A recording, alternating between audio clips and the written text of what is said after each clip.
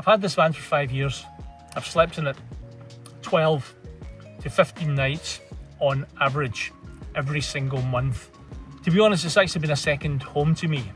This video is all about the journey with this van. I've actually sold it on to my daughter so that her and her family can create some fantastic memories with it as well. So 1,000 nights, 190,000 miles, 6 years in total. And this is the story of this beautiful van. So why a camper van? Well, prior to COVID, in 2019, I made 119 flights. That's 119 flights, car hires, hotels, and all the stuff that's involved in air travel. Absolute nightmare. I really hate air travel. Anyway, during that period, during COVID at the beginning, I got a telephone call from one of my studios and they said to me, do you know what you need? You need a camper van. And I went, yeah, absolutely, off. But then I went to bed that night and I started to have a wee think. And I thought, do you know what? Could I do this? So I started to do a bit of research, put some spreadsheets together, did a little business plan. And do you know what? The figures worked. Not only did the figures work, but I was actually going to be saving money, which was remarkable. And so rather than all the palaver going around flying and car hiring and hoteling and airport car parks and all that kind of stuff, why not get something that I can drive to my destination, I can cook in, I can eat in, and I can sleep in? That sounded like a great idea. It was a bit mad really, wasn't it, when you think about it? The world was in absolute chaos, right? Supply chains were affected, people were being laid off, nobody knew what was happening during COVID. And here's me ordering a £76,000 camper van. Absolutely bonkers when you think about it. And the way it was brutal, it was a full year of delays, but do you know, I'm actually really pleased I did that, because the first year I managed to hire a van off these guys that I was buying the van from at a pretty reasonable rate. So I had a year in other people's vans to get used to that kind of lifestyle. I did 40,000 miles in that first year, even during COVID, because I was an essential worker, because I had skills, shall we say. So you might be saying, who's going to buy a van with 160,000 miles on the clock? Well, do you know something? These diesel Volkswagens are incredible, and actually it's been so well maintained. Every service, everything you're supposed to get changed at certain mileages have all been done. The van's in really, really good condition. So I don't think it's a problem, and I would never have sold it to my daughter and her family if I thought there was going to be a problem with the van. During that time, of course, I've traversed the UK and Ireland, north to south, east to west, all over the place, clocking up these 190,000 miles. I remember one day I was in the garage and the mechanic came through and said to the reception guy, do you know how many miles that car's got on it? Couldn't believe it. These things normally do kind of 6,000 miles a year as a leisure vehicle, you know? And let's face it, 12 to 16 nights in this van every single month. I mean, that's no hobby, by the way. That's like a second home. That's like another address for me, you know. Some month I would spend more nights in this van than I would in my actual own bed at home. And one of the questions I constantly get asked is, where do you park up? Well, there's a romantic vision of this, isn't there? Because everybody thinks that you're going to be parking up at the side of a beautiful lake with a mountain in the distance, and you get up at 6 o'clock in the morning and you go for a wee cold water swim and have your coffee under your awning and all that kind of stuff. And, you know, in some cases that is the truth, but actually most of the time it's not. The reality is that you've got some campsites and you've got some wild park ups, but most of the time I was parked up on my customers' driveways, which was fantastic. I've got some lovely customers, and it was great to be able to do that, because in the morning, of course, I could pop in for a shower and, you know, the toilet and maybe even get a bacon roll occasionally, which was fantastic.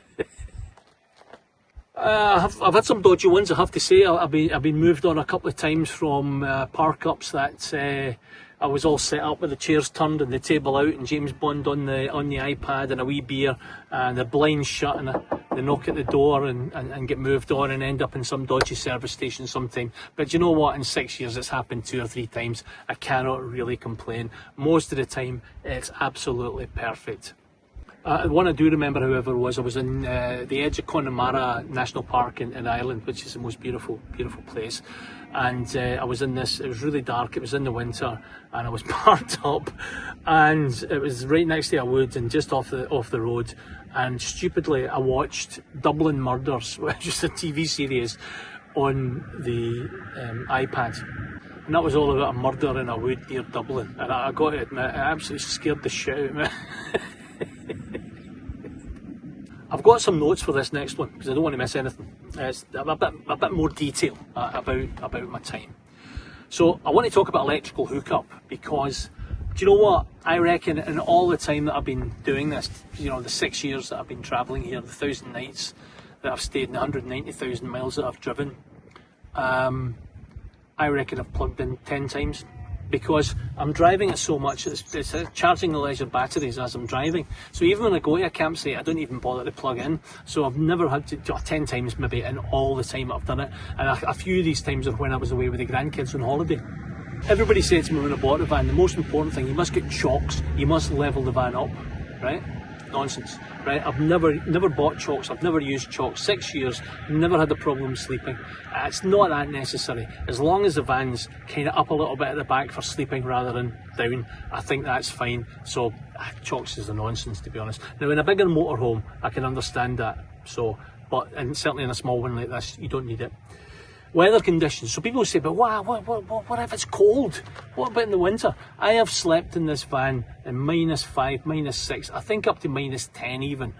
Toasty warm, right? Because the diesel heater in this thing is fantastic, right? You can pop it on, leave it on all night. Just it takes a little bit of diesel to run the heater, and it is toasty warm. It's really fantastic. And I've also slept in the hottest nights of the year in this van, and honestly, it's always just so perfect. One of my favourite things, by the way, is when you're lying in bed and you know you're like 2 inches away from the tin, right? So you're in a tin can, you're 2 inches away from the tin, and you're cosy and warm in bed, and it is blowing a hoolie outside, and it's wild, and you hear the rain and the wind, and it's absolutely crazy. That's one of my favourite things. I absolutely love it. Fuel consumption in AdBlue, right? So 28-30 miles to gallon. I'm cool with that. It's been pretty consistent in all the times that I've owned the van, and to be honest, yeah, you have to put AdBlue in, but it doesn't cost a fortune. And if you can get the pumps now, and there's a few pumps round about us now, we use the pumps, it's actually pretty reasonable, and you don't have to do it too often, so the AdBlue is not too much of a problem. Cooking in gas, great, 2-burner hob, works an absolute treat. The gas is a little 907 bottle, lasts for ages. I think the first one lasted me for like, God, it must have lasted for over a year, you know. And I was kind of cooking some and making some pasta and heating some stuff up that I'd made at home. And of course, doing my coffee in the morning. I got a mocha pot, which I absolutely love. Just the smell, and I love the mocha pot coffees. It's beautiful. Sleeping and relaxing, great. You drive up in a campsite, drive onto your client's drive, you put the blinds up, you bring the seat out, you turn you bring the table out, you turn the seats round, you put the lights on, and you're ready to go. It takes 10 minutes at most. And when you're ready for bed, you just, you know, pull back the bed, make your rock and roll bed. It takes 5 minutes, put the duvet up, bang, ready to go. It's so damn easy and so damn quick, particularly when you've done it 1,000 times or more.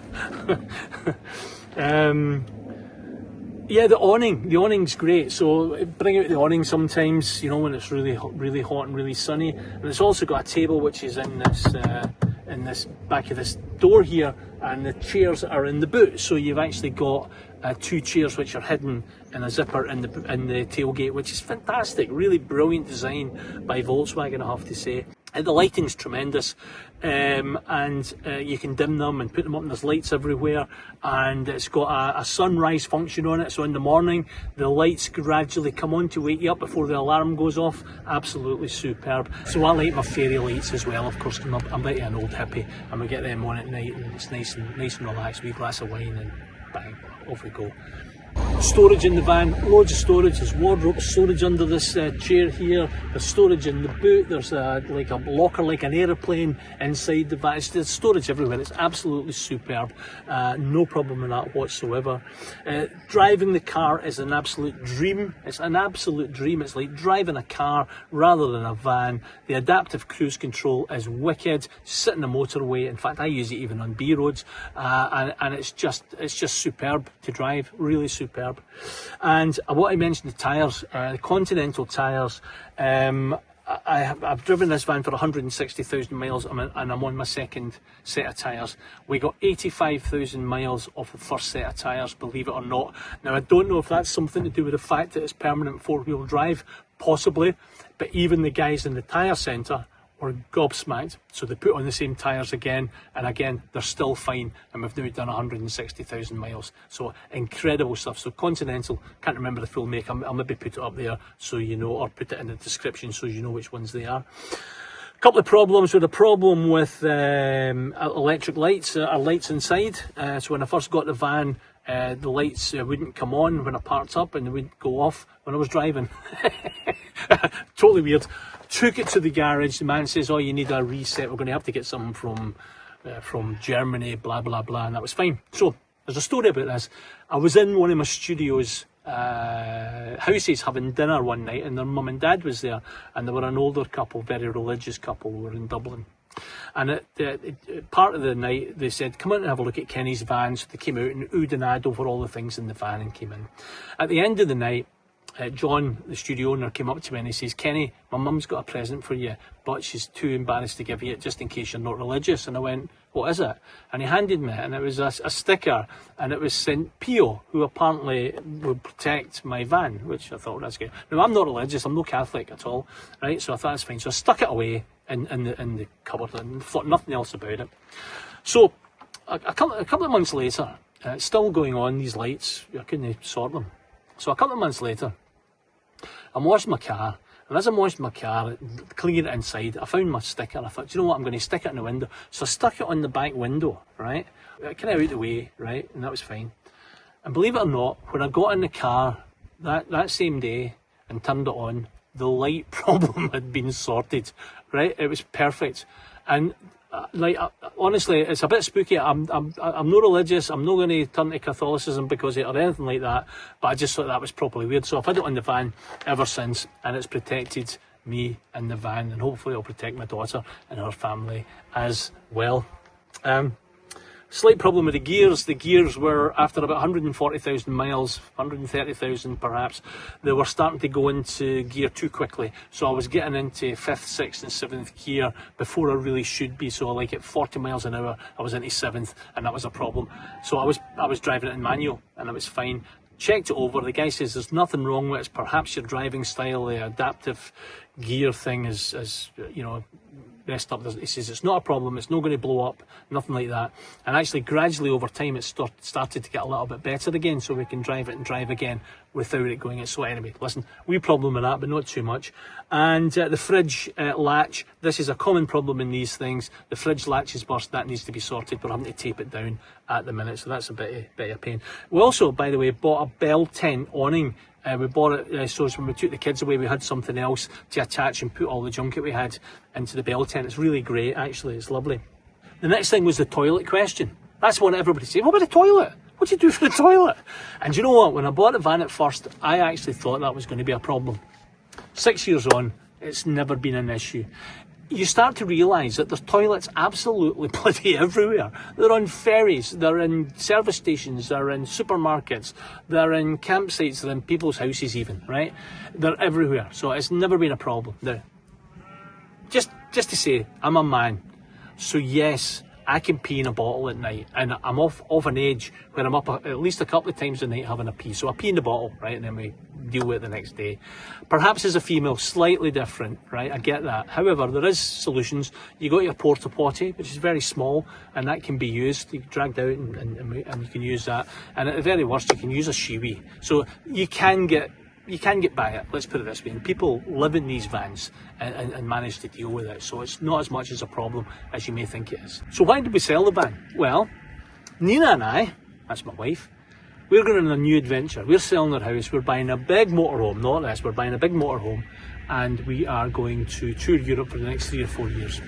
There is no way that I could actually do it in this, it's just too small to live in full time. But our Places and Faces channel is really going to be all about that journey. We're still selling the house, we still need to buy the motorhome, we still need to do the Europe trip, and I would love you guys to join us on that. So the idea with Places and Faces is that we're going to be visiting places in Europe, and I'm going to be photographing the places and photographing the faces that I come upon, and I want you guys to come along in that journey and see exactly what we're up to. So as well as the usual content, the park ups, the driving, the costs, the planning, and all that sort of stuff, there's also going to be the photographic element, which I hope will give the channel just that little twist as well. Also, my sciatica, which I've had now since January, has been giving me some serious jip. It's getting a little bit better, but certainly, long stints in the driving seat in this van were not the best thing, so we decided to sell it and go for the bigger motorhome. And of course, rather than sell it to a stranger or trade it in, it just seemed like a great idea to sell it to my daughter and family so they can create some incredible memories like I've had in this van. I've also had 6 years of knowledge doing this, so if they've got any problems, they know who to ask. So what's the conclusion to all this? Well, I guess I've had 1,000 nights sleeping in this van. I've done 190,000 miles in 6 years. I've had some amazing park ups, I've had amazing campsites, amazing studios to visit and people's houses. I've had some fantastic wild park ups, I've had some great holidays with the grandkids. So we've made some amazing memories with this van. And if you're going to ask me, would I recommend it? I would say absolutely. And in fact, I would say, if you're a businessman, if you have a job where you're traveling a lot, let's say a representative, yeah, I would say, listen, do the figures on it, because it's a great way of doing your work rather than all the hotels and all that kind of stuff, right? It's brilliant. I would recommend it, highly recommend it. I really would. On saying that, to spend £76,000 on a van and do 6,000 miles a year, I wouldn't recommend that. And in fact, I wouldn't. There's no way I would buy that. There is no way I'd buy that. This has been a specific van for a specific job for me, and it's done the job just beautifully. So if I could ask you to please subscribe to the channel if you'd like to follow Nina and I on our new adventure. Like the video, hype the video. I've never had a hype. Hype the video for me. I'd love that, right? And I would just love you to join us on this journey. Thanks for watching. I hope you enjoyed it. I hope it was of some use to you, and I can't wait to see you on the next one. Bye for now.